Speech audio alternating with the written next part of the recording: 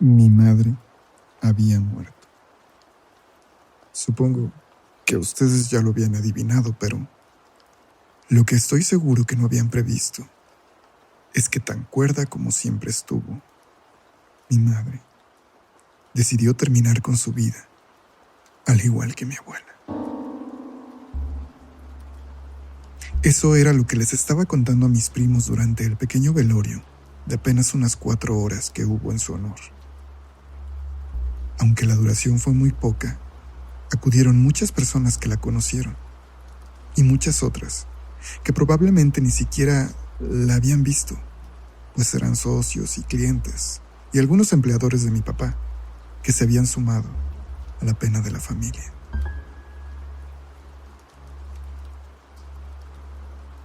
Según la enfermera, mi madre repentinamente entró en un estado que ella describía como un trance. Y al igual que mi abuela, empezó a balbucear en sonidos ininteligibles y en un arranque violento, brincó de la cama y echó a correr por el patio. La pobre enfermera salió detrás de ella intentando detenerla, pero entre jalones y empujones no pudo impedir que aquella mujer, muy delgada en que se había convertido mi madre, subiera a la azotea de la casa principal e intentara arrojarse también al barranco de la parte trasera, siendo detenida apenas por un tirón que había alcanzado a darle a aquella joven mujer, intentando salvarle la vida. Pero sin que ella lo previera, mi madre habría dado un giro y en un cambio de dirección, terminaría tirándose desde la azotea al patio, totalmente de cabeza, como si de manera premeditada quisiera estrellar su cráneo contra el pavimento. Lo que finalmente le provocó la muerte unos minutos después. ¿Lo ves, primo? ¿Lo ves? Tenemos que ir a casa de la abuela.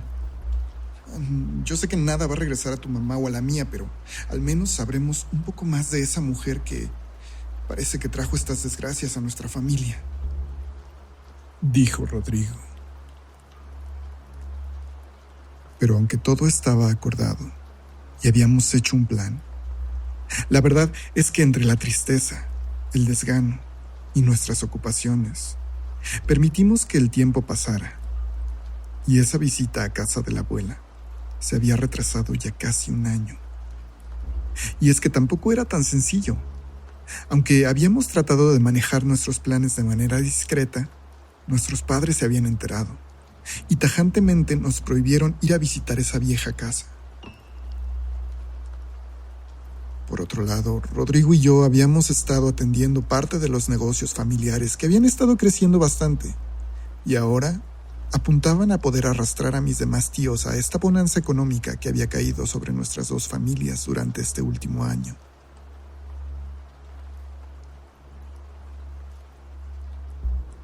Era una tarde de noviembre del 2009, seguramente alrededor del 13 o 14 de ese mes, cuando Rodrigo entró alterado a mi oficina. Ya no podemos esperar. Tenemos que ir, Carlos. Tenemos que ir a casa de la abuela. Al parecer, Rodrigo había escuchado a su padre teniendo una conversación con mi tío Oscar acerca de la posibilidad de demoler aquella propiedad a inicios del siguiente año. Así que sí, él tenía razón. Era momento de hacer ese viaje que habíamos postergado tanto.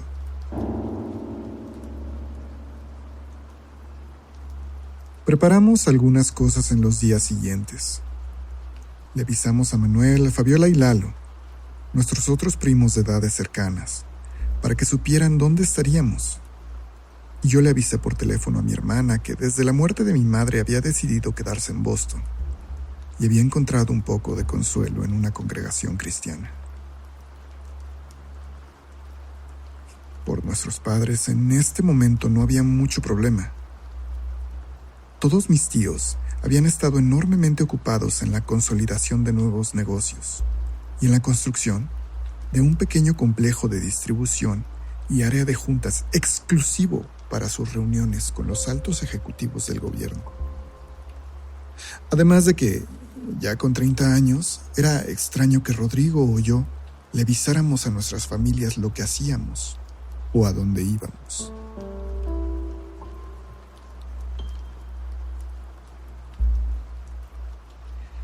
Espérenme, yo voy, dijo Manuel cuando llegó corriendo a casa de Rodrigo antes de nuestro viaje.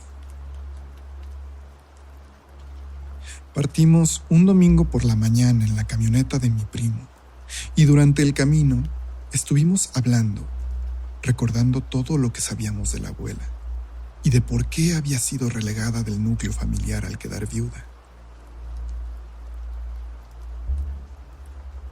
Manuel nos dijo algo que nadie más sabía. Al parecer, apenas un par de años atrás su padre, mi tío Oscar, había tenido una racha de varias semanas donde simplemente se alcoholizaba por las tardes hasta prácticamente perder la conciencia. Pero todo eso acabó un día que mi tío Luis y mi tío Enrique habían hablado con él por horas. Sin embargo, una de esas tardes Manuel decidió hacerle preguntas a su papá, intentando darle algo de luz al caso de la abuela Elena. Manuel entonces supo una historia bastante interesante. Mi tío le contó entre copas que no podían comprobarlo, pero que la abuela había matado al abuelo con unas hierbas que le daba en forma de té. Probablemente lo había hecho porque nunca dejó de creer que él había tenido algo que ver con la muerte de Silvia. ¿Silvia? ¿Cuál Silvia? Preguntamos intrigados Rodrigo y yo.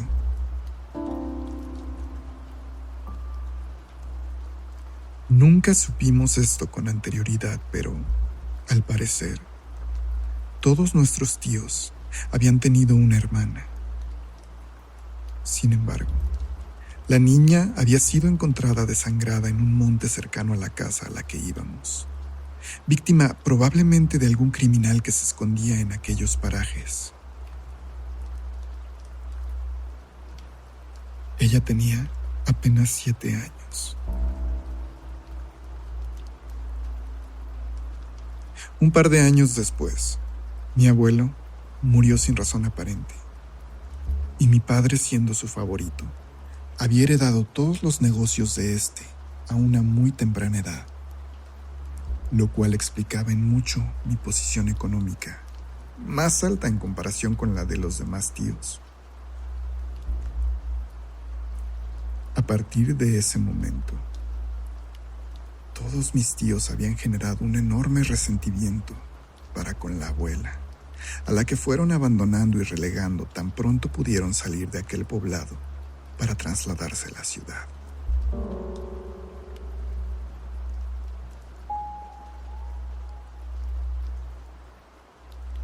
Aquello nunca había sido compartido por nadie en años anteriores. Era información totalmente nueva, que fue tema de debate durante las horas que nos tomó llegar a nuestro destino.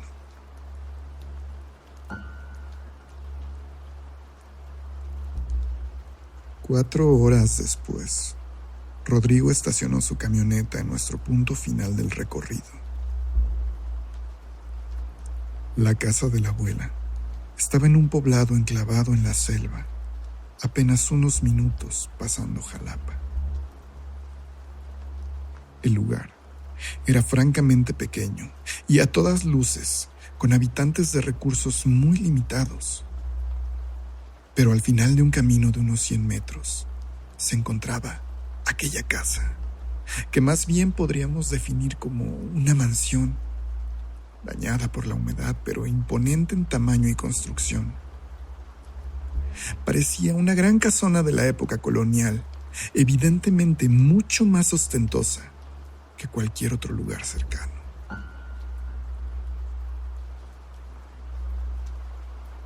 Con las llaves que teníamos, abrimos el grandísimo portón de entrada. Adentro, el olor a humedad y hierba inundaba aquella construcción enorme que se encontraba casi en tinieblas, apenas dejando entrar unos rayos de luz por los ventanales traseros que nos permitían ver las partículas de polvo volando en el ambiente. El frío ahí adentro era impresionante. Combinado con la humedad, aquel clima se sentía hasta los huesos. Seguramente algo nada placentero para una viejecita como nuestra abuela.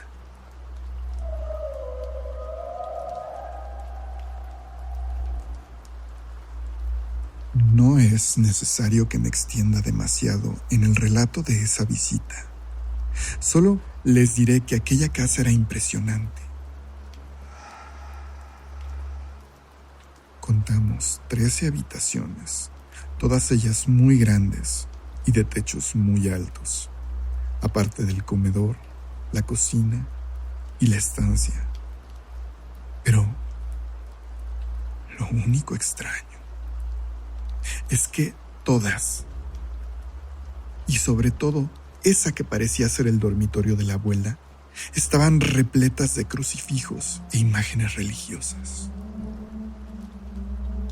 Algunas de tamaño pequeño que podemos encontrar normalmente en cualquier casa, pero otras parecían haber sido extraídas de iglesias. Enormes crucifijos y vírgenes de tamaño real estaban dispersas por todo el lugar. La visión de aquello era aterradora, pero a pesar de eso no pudimos encontrar nada diferente, nada raro, ni una pieza de información, nada. Buscamos en cajones, closets y cada repisa en todo aquel lugar. Incluso levantamos los colchones para ver si no había nada debajo. Y no pudimos hallar nada.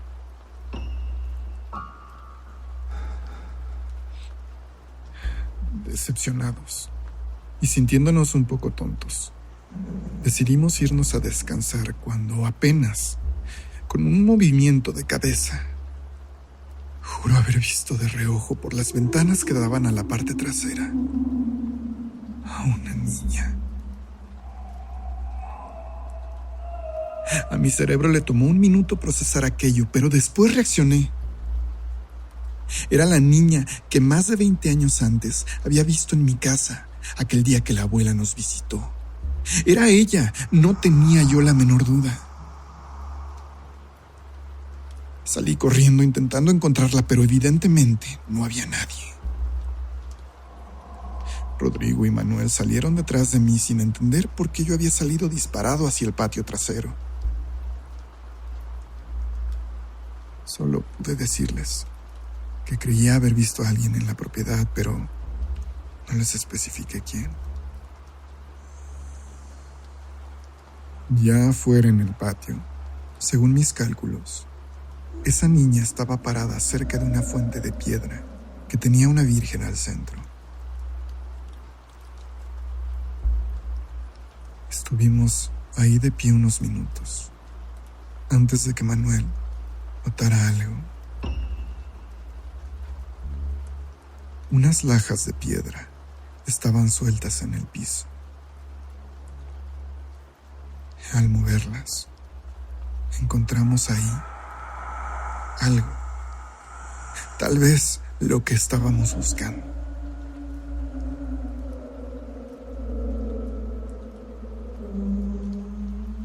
Envuelto dentro de varias bolsas de plástico, había un portafolio de cuero con 6 cerraduras doradas que parecía haber estado guardado ahí por mucho tiempo.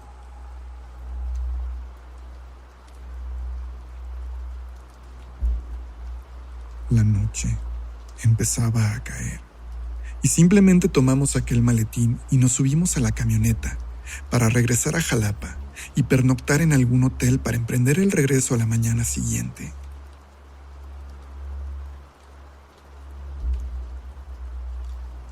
Nos quedamos los tres juntos en una habitación muy grande de un hotel muy céntrico. Y aquella noche dedicamos mucho tiempo a intentar romper esas cerraduras de aquel portafolio, hasta que gracias a unas herramientas que nos prestaron en recepción, pudimos romper el maletín y accesar al contenido. Dentro de aquella maleta encontramos muchos papeles. Eran muchas hojas llenas completamente de texto. Algunos de esos escritos estaban en latín, pero otros parecían algún tipo de dialecto ininteligible. Sin embargo, lo más preocupante vino al llegar a los últimos trozos de papel. Lo último que tenía esa maleta eran fotografías de todas nuestras madres y hermanas. Aquello era francamente preocupante, ya que, al menos hasta donde sabíamos, una de nuestras tías y todas nuestras hermanas no habían conocido físicamente a la abuela previamente, sino hasta el momento en que enfermó y murió. Era imposible entonces que encontráramos una razón coherente para que la abuela tuviera esas imágenes consigo.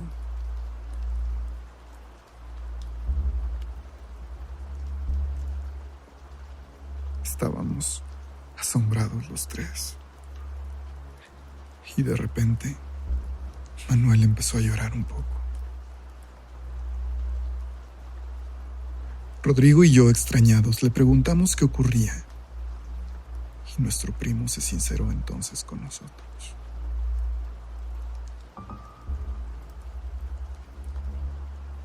Aquella visita a la casa de la abuela y aquella búsqueda de explicaciones en realidad, para él, era una carrera contra el tiempo. Una búsqueda desesperada por una razón y una solución a un problema que esta vez lo afectaba a él. Manuel nos dijo que apenas 3 noches antes, su madre, mi tía Lucía, había empezado a manifestar los claros signos de aquello que había invadido y enloquecido a mi madre, a la de Rodrigo y a la abuela Elena.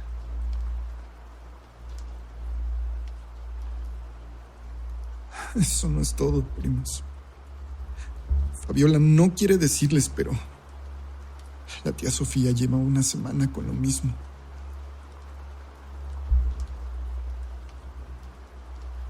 Nuestra prima no nos había comentado nada, pero era claro que el tiempo apremiaba y aquello estaba a punto de cobrar la vida de 2 miembros más de nuestra familia si no lográbamos detenerlo.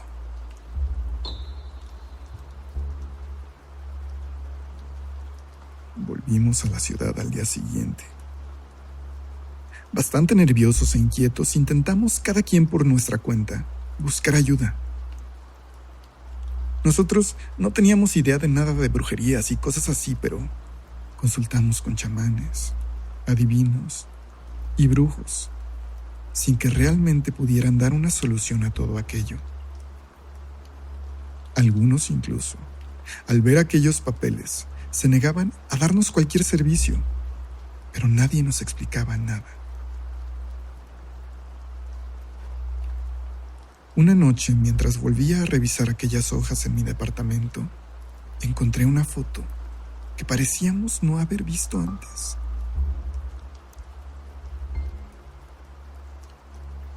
Esta imagen era la de mi abuela, bastante joven aún, elegantemente vestida, acompañada de una niña. De aquella niña pequeña que se me había aparecido ahora ya en 2 ocasiones. Por poco se me va el aire.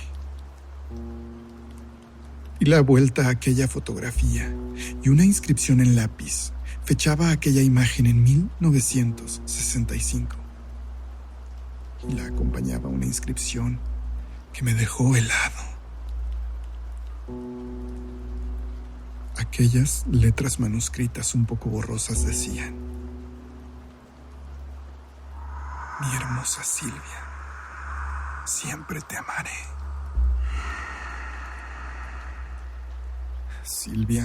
Silvia, no podía ser. No podía creer que aquella niña que yo había visto era mi fallecida tía que nunca conocí. Aquello solo reafirmaba la teoría de que mi abuela quizás se había matado a mi abuelo lentamente, envenenándolo por la muerte de su hija que no había podido superar, pero eso no explicaba entonces por qué quería a mi madre y a mis tías muertas. Le llamé por teléfono a mi hermana y le conté todo lo sucedido y lo que había encontrado. Ella de manera tranquila me pidió que le enviara imágenes de aquellos documentos. Quizá alguien en aquella congregación cristiana podría saber algo. Después de todo, eran personas muy arraigadas a las tradiciones clásicas y claro que creían en el mal, en las brujas y en el diablo.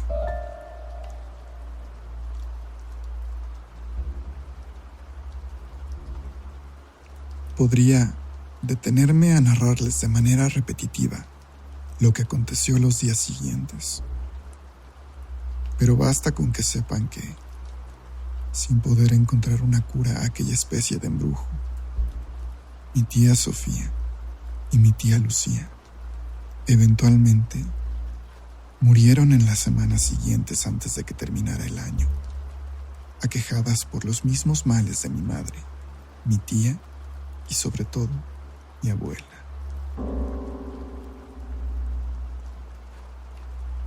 Para este punto, ya todo parecía perdido. Sin embargo, ahora todos estábamos a la expectativa de mi tía Ana, esposa de mi tío Luis.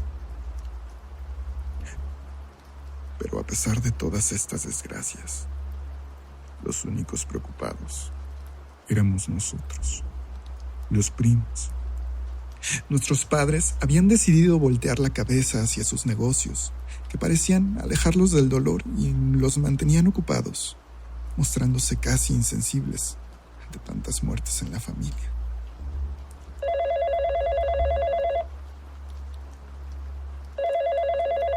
Sonó mi teléfono una madrugada. Era Angélica.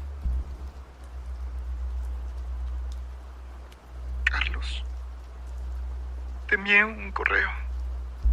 Alguien aquí pudo descifrar algunos escritos que me mandaste. Revísalos. Pero ten cuidado. Ten mucho cuidado.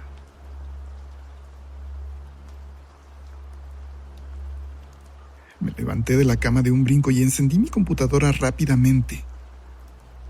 Ingresé a mi correo electrónico para ver qué era lo que había recibido.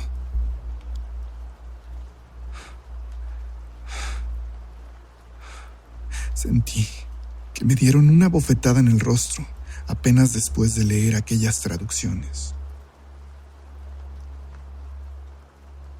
Nervioso, tembloroso, esperé a que empezara a amanecer y cité a mis primos en mi departamento. Una vez ahí, con todos reunidos, me dispuse a leerles algunas de las cosas más importantes encontradas en esas hojas que habíamos hallado en casa de la abuela.